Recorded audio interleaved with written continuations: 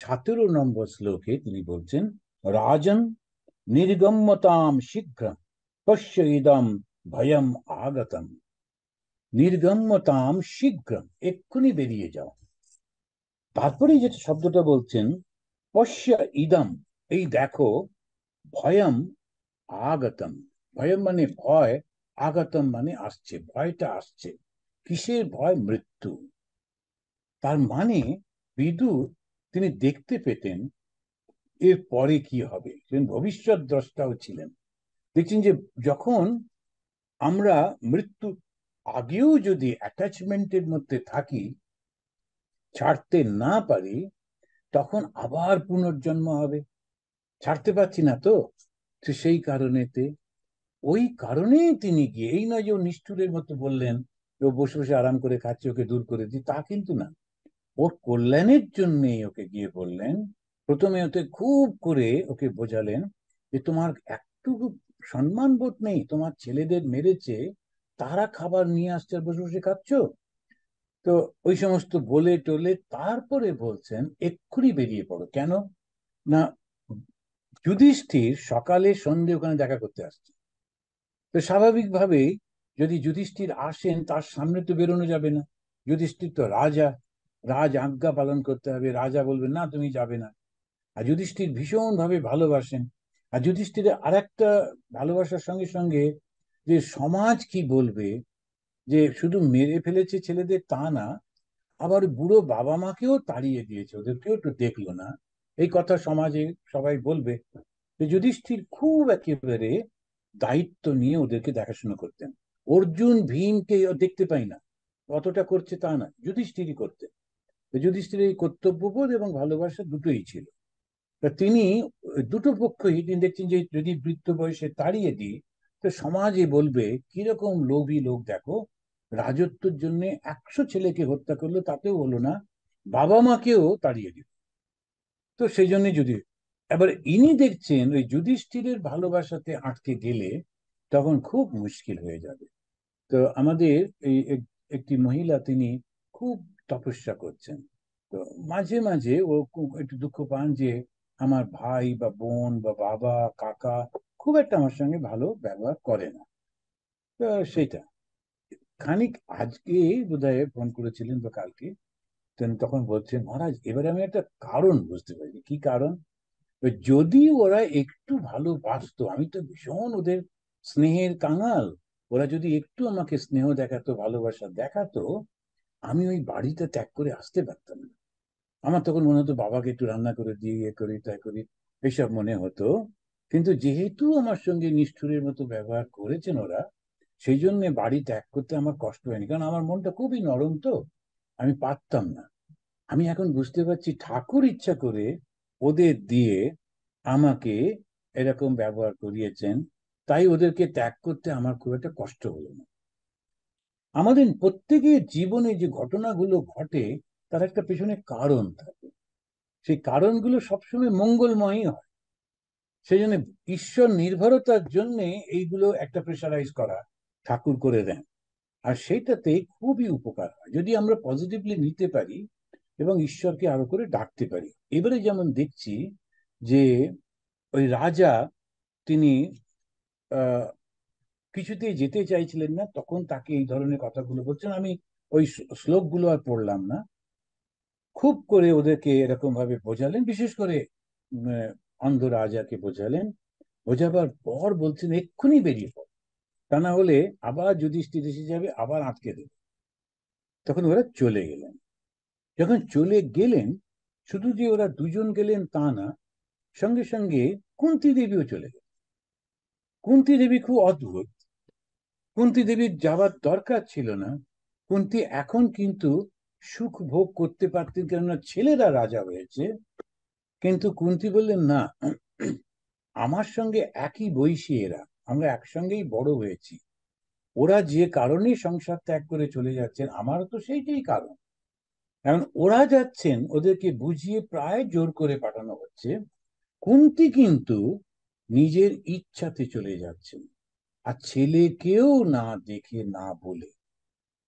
তো কুন্তির দিকটা যদি আমরা দেখি, তার ঠিক ঠিক একেবারে ত্যাগ।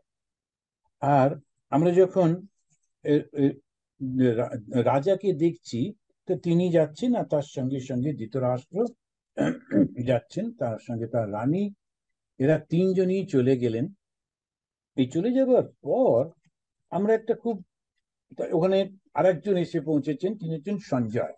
সঞ্জয়কে তো আমরা চিনি, যে সমস্ত ঘটনাগুলো রাজা ধৃতরাষ্ট্রকে বলেছিল যুদ্ধের সময়, এ সমস্ত সেই সঞ্জয় তিনি এসেছেন। তারপরেতে সঞ্জয় এসে বসে আছেন, যুধিষ্ঠির এসে গেছেন, এসে দেখছেন বাড়িটা ফাঁকা, কেউ কোথাও নেই। সঞ্জয়কে ধরেছেন, সঞ্জয় ওরা কোথায় গেল? সঞ্জয় বলছে আমিও জানি না, আমি দেখিনি ওদেরকে। আর বিদুরও ওদের সঙ্গে চলে গেছে, বিদুর ওদেরকে পথ দেখিয়ে সেই জঙ্গলের মধ্যে নিয়ে চলে গেছে। বাড়িতে কেউ নেই, শুধু সঞ্জয় এসেছে, এসে দেখছে কেউ নেই, ও কান্নাকাটি করছে। সঞ্জয় সেবা করত। যখন এরকম অবস্থা, তখন যুধিষ্ঠির এসে পৌঁছে প্রথমে প্রচন্ড রেগে গেলেন, তারপরে খুব কাঁদছেন। সেই যুধিষ্ঠিরকে বোঝাতে সেখানে দুজন লোক এলেন। একজন হচ্ছে আমাদের নারদ মুনি। নারদ মুনি ওখানে এসে ওকে, যুধিষ্ঠিরকে খুব সুন্দর করে বোঝাচ্ছেন। আর তার সঙ্গে হচ্ছেন তুম্বুরু। তুম্বুরু বলে একজনে তার নামটা দিয়েছেন, কিন্তু খুব একটা তার পরিচয় আমরা ঠিক জানি, কোন ঋষি হবেন। তো নারদের সঙ্গে এসেছে। তো নারদ এসে বলছেন কি হলো, এত কান্নাকাটি কেন? তখন বলছেন যে এরা সবাই চলে গেছেন আমাকে না জানিয়ে, আর আমি যদি ওদেরকে না রক্ষা করি, না দেখি, না খেতে দিই, তাহলে ওরা কি করে খাবে, কি করে বাঁচবে? তখন নারদ মুনি, এইবারই বলছিলাম, একটা হচ্ছে ভক্তির দিক আর একটা হচ্ছে জ্ঞানের দিক। নারদ সঙ্গে সঙ্গে বলছেন যে রাজা, এই জগৎটা না ঈশ্বরের অধীন। তুমি মনে করছো তুমি ওদেরকে খেতে দেবে, রক্ষা করবে? ঈশ্বর ঠিক জানেন যে ওদেরকে কি করে খেতে দেওয়া যায়, কি করে রক্ষা করা যায়। যাকে জন্ম দেওয়া হয়েছে তার খাদ্যের ব্যাপারটাও কিন্তু ঈশ্বরই দেখেন। সুতরাং তুমি ওইটা নিয়ে চিন্তা করো না, জগৎ ঈশ্বরাধীন, সুতরাং কারো জন্য শোক করা বৃথা। এটা একটা ভীষণ স্ট্রং একটা স্টেটমেন্ট। কারো জন্য শোক করা বৃথা, কোনো শোক করে লাভ নেই। বৃথা কেন বলছেন? না কান্নাকাটি করলেও ফিরে আসবে না। অনেক সময় কি হয়, খুবই ক্লোজ কেউ যদি মারা যায়, তখন নিজের জীবনটাকেও অনেকে নষ্ট করে ফেলে। তখন একদম সে কান্নাকাটি করে আলটিমেটলি দুটো জীবনই নষ্ট হয়, কারণ কাজের কাজ কিছু হয় না, ও কোনোদিনই ফিরবে না। ও তো নিজের কাজেতে এরকম ভাবে মারা গেছে, এখন এরা যারা করছে তাদেরও কোনো কিছু উপকার হচ্ছে না। তো সেইটাই অনেক সময় লোকেরা ভগবানের উপরও খুব রেগে যায়, আর করবো না, পুজো টুজো করবো না, ইত্যাদি ইত্যাদি। তা আন্দামানে একজন সর্দারজি ছিলেন, তা আমি যখন ওয়াকিং করতে যেতাম ওর সঙ্গে দেখা হয়েছিল। তখন একদিন বললেন আপনি আমার বাড়িতে এসে একটু কথা বলবেন। আমি বললাম ঠিক আছে। ঢুকলাম, তখনও বলছেন যে এই যে বইটা, ওরা তো গ্রন্থ, গ্রন্থ সাহেবকে পুজো করেন, তো গ্রন্থ একটা আছে বড়, তাতে আমাদের এই রামায়ণ, মহাভারত, উপনিষদ, গীতা, এইগুলোই আছে। এবং তাদের ওই গুরুদের কিছু কিছু উপদেশ টুপদেশ, যেমন আমরা এখন বলছি সেটা রেকর্ড হচ্ছে, যদি শিষ্যরা রেখে দেয় ওই রকম টাইপের। গুরু গ্রন্থ সাহেব হচ্ছে সেইটাই। তো ওরা ওটা বলছেন আমি সারা জীবন পুজো করে এলাম, কিন্তু দেখুন আমার ছেলে, বড় ছেলেটা কোনো একটা কারণে আত্মহত্যা করেছিল, সেই দুঃখেতে আমার স্ত্রীও সহ্য করতে পারলেন না, তিনিও মারা গেলেন। এখন আমি তাহলে কি করি? আমার তো বাঁচার কোনো আর মনে হচ্ছে না। আমি তাহলে এইটাকে রাস্তায় ফেলে দেবো।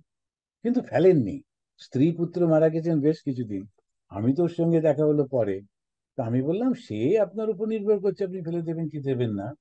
কিন্তু আর একটা জিনিস ভেবে দেখুন, এই গ্রন্থ সাহেবকে পুজো করে আপনি কিন্তু ছোটবেলা থেকে বড় হয়েছেন, সব কিছু পেয়েছেন, এমনকি স্ত্রীকেও পেয়েছিলেন, সন্তানকেও পেয়েছিলেন, কিছুদিনের জন্য হলেও।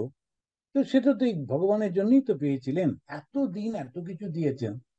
এখন ওনার প্রয়োজন হয়েছে, ওদের কর্মফল অনুযায়ী ওদেরকে উঠিয়ে নিয়েছেন। তো এখন আপনি এত রেগে যাচ্ছেন কেন? কোন একটা কারণ নিশ্চয়ই আছে, আপনার মাধ্যমে অন্য কোনো ভালো কাজ হবে, সেজন্য ভগবান ঠিক করে রেখেছেন। তো এই যে মানুষগুলো, আমরা যখন একটু দুঃখ পাই, রাগ, ভগবানের উপর রাগ হয়, আর ভগবান থেকে দূরে চলে যায়। এটা খুব ভুল। কারণ এতদিন যখন পেয়েছি সেটার জন্য কি থ্যাঙ্কস দিয়েছো, এখন একটু দুঃখ হতে এত। এখন সেইটাতেই উনি বলতে গিয়ে বলছেন, রাজা, এই জগৎটা হচ্ছে ঈশ্বরের অধীন, তুমি লোককে দেখাশোনা করছো, খেতে দিচ্ছ, এইটা ভাবটা তোমার ঠিক না। উনি যুধিষ্ঠিরকে এই উপদেশটা দিলেন। তো তিনবার শান্তি বলে শেষ করি। ওম শান্তি শান্তি হরি ওম।